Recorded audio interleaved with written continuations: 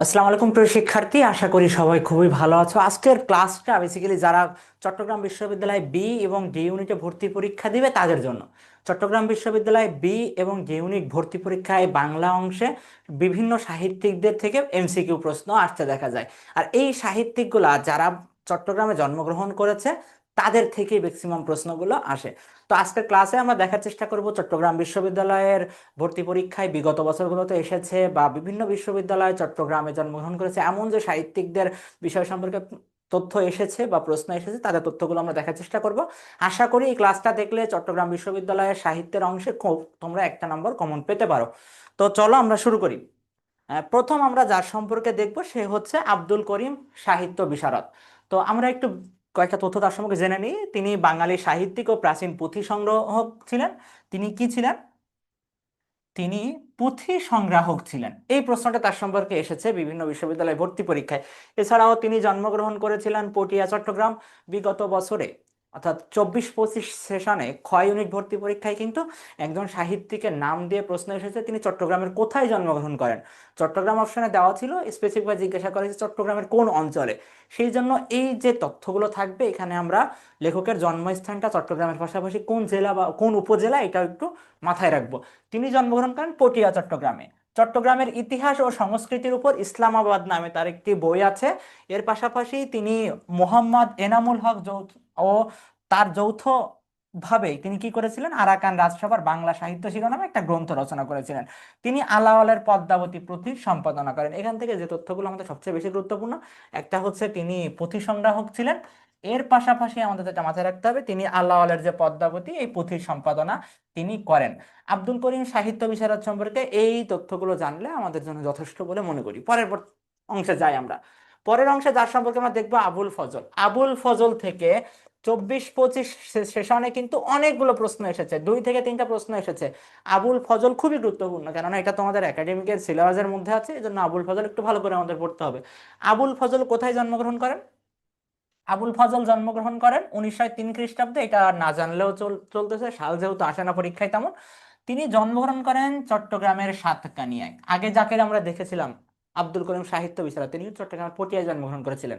আর ইনি জন্মগ্রহণ করেন চট্টগ্রামের সাতকানিয়ায়। তিনি চট্টগ্রাম বিশ্ববিদ্যালয়ের উপাচার্য ও রাষ্ট্রপতির উপদেষ্টার দায়িত্ব পালন করেন। এখান থেকে গুরুত্বপূর্ণ হচ্ছে তিনি চট্টগ্রাম বিশ্ববিদ্যালয়ের উপাচার্য ছিলেন। এটা পরীক্ষার জন্য খুবই গুরুত্বপূর্ণ। এর পাশাপাশি তিনি ছাত্র জীবনেই যুক্ত হন বুদ্ধির মুক্তি আন্দোলন, এই টাইপের প্রশ্ন তাকে নিয়ে বিভিন্ন বিশ্ববিদ্যালয়ে এসেছে। অন্যদের সঙ্গে প্রতিষ্ঠা করেন মুসলিম সাহিত্য সমাজ। এখন যে তথ্যগুলো আমরা দেখব, এই তথ্যগুলো থেকে গত বছরই চট্টগ্রাম বিশ্ববিদ্যালয় বি ইউনিটে কিন্তু প্রশ্ন এসেছে। দেখো, তার উল্লেখযোগ্য উপন্যাস কোনগুলো? চৌচির, রাঙা প্রভাত। এর পাশাপাশি তার গল্প গ্রন্থ আছে কোনগুলো?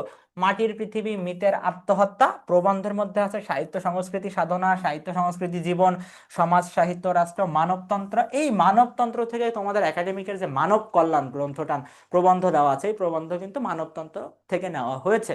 এর পাশাপাশি আছে 21 মানে মাথা নত না করা। দিনলিপির মধ্যে আছে রেখাচিত্র আর দুর্দিনের দিনলিপি। রেখাচিত্র, দুর্দিনের দিনলিপি, এখান থেকে কিন্তু প্রশ্ন এসেছে বিগত বছরে। এই আবুল ফজলের যে তথ্যগুলো আছে এই তথ্যগুলো কিন্তু চট্টগ্রাম বিশ্ববিদ্যালয় ভর্তি পরীক্ষার জন্য খুবই গুরুত্বপূর্ণ। চলো আমরা পরবর্তী অংশ দেখি। পরবর্তীতে যার সম্পর্কে দেখবো সে হচ্ছে মাহবুবুল আলম।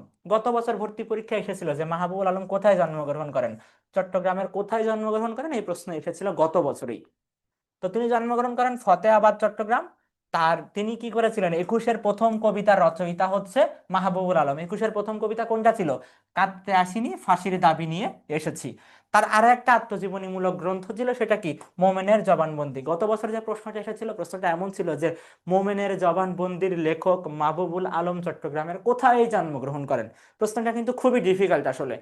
এরকম প্রশ্ন আসলে যেহেতু তোমরা পড়ো নাই, উত্তর করতে পারবে না। আর আশা করি এই ক্লাসটা দেখলে, এই ক্লাসে যে তথ্যগুলো আছে এগুলো মাথায় রাখলে তুমি খুব সহজে উত্তর করতে পারবে। পরবর্তী স্লাইডে যাই আমরা। পরবর্তী যার সম্পর্কে আমরা দেখবো সে হচ্ছে আহমদ ছফা। আহমদ ছফা থেকে চাকরির পরীক্ষা সহ বিভিন্ন পরীক্ষায় প্রশ্ন এসেছে। আহমদ ছফা সম্পর্কে আমরা কি জানি? তিনি জন্মগ্রহণ করেন গাছবাড়িয়া, চন্দনাইশ, চট্টগ্রাম। তার উল্লেখযোগ্য যে রচনাগুলো আছে আমরা ওনার সম্পর্কে সবাই আসলে কম বেশি জানি। এই উপন্যাসগুলো খুবই, তার এই লেখাগুলো খুবই গুরুত্বপূর্ণ পরীক্ষার জন্য। দেখো, একটা হচ্ছে বাঙালি মুসলমানের মন, একটা হচ্ছে গাভী বৃত্তান্ত, একটা হচ্ছে অর্ধেক নারী অর্ধেক ঈশ্বরী, আর যদ্যপি আমার গুরু। এই চারটা আমাদেরকে একটু ভালো করে মনে রাখতে হবে। এরপরে আমরা যার সম্পর্কে দেখবো সৈয়দ ওয়ালিউল্লাহ।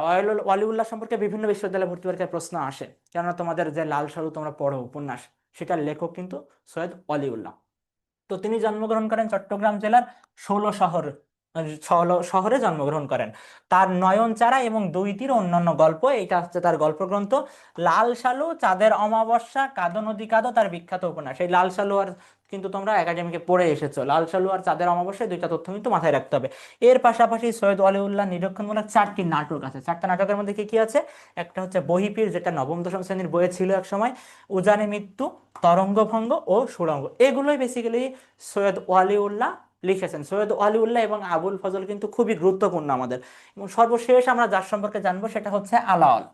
যদিও আলাওলের জন্মস্থান নিয়ে বিরোধ আছে, মতবিরোধ আছে, তবুও কেউ একজন বলেছেন, কে বলেছেন দেখো, ডক্টর মোহাম্মদ শহীদুল্লাহর মতে কবি আলাওলের জন্ম হচ্ছে ফরিদপুরের ফতাহাবাদ। কিন্তু আবার এনামুল হক বলেছেন যে তার জন্ম চট্টগ্রাম জেলার হাটহাজারী উপজেলার জবরা গ্রামে। এজন্য কিন্তু আমরা তার তথ্যটা রেখেছি, যেহেতু তার জন্মস্থান নিয়ে কনফ্লিক্ট আছে, তার তথ্য আমরা রেখেছি। বর্তমানে তোমাদের নতুন যে বই, বাংলা বই আসলে 26 27 ভর্তি, ওই যে অ্যাডমিশন পরীক্ষা যারা দিবে তাদের জন্য, সেখানে কিন্তু পদ্মাবতী নামে একটা কবিতা আছে। এই কবিতা কিন্তু আলাউল লিখেছেন, এটা কিন্তু একটু মাথায় রাখতে হবে। ঋতুবর্ণ নামে কবিতা আছে, অর্থাৎ পদ্মাবতী কাব্যগ্রন্থের যে কবিতা, পদ্মাবতী কাব্যগ্রন্থের ঋতুবর্ণন যে কবিতা, এটা কিন্তু আলাউল লিখেছে, এটা কিন্তু সিলেবাসে আছে। আলাওলের প্রধান কাব্য কি? পদ্মাবতী, যা ছিল কি মালিক মোহাম্মদ জাইসির হিন্দি কাব্য পদ্মাবাদের অনুবাদক। এছাড়া তিনি কি লিখেছেন? সপ্তপয়কর, এটাও কিন্তু একবার পরীক্ষায় এসেছে। তো এই ছিল চট্টগ্রাম বিশ্ববিদ্যালয়ে বিগত বছরগুলোতে আসা গুরুত্বপূর্ণ সাহিত্যিকদের সম্পর্কে তথ্য। আশা করি এই তথ্যগুলো যদি তোমরা একটু ভালো করে পড়ো, পরীক্ষা ইনশাল্লাহ একটা এমসিকিউ তোমরা কমন পাবে। তো সবাই ভালো থাকবে। আজ ক্লাস এ পর্যন্তই, পরবর্তী কোনো ক্লাসে আবারও দেখা হবে ইনশাল্লাহ।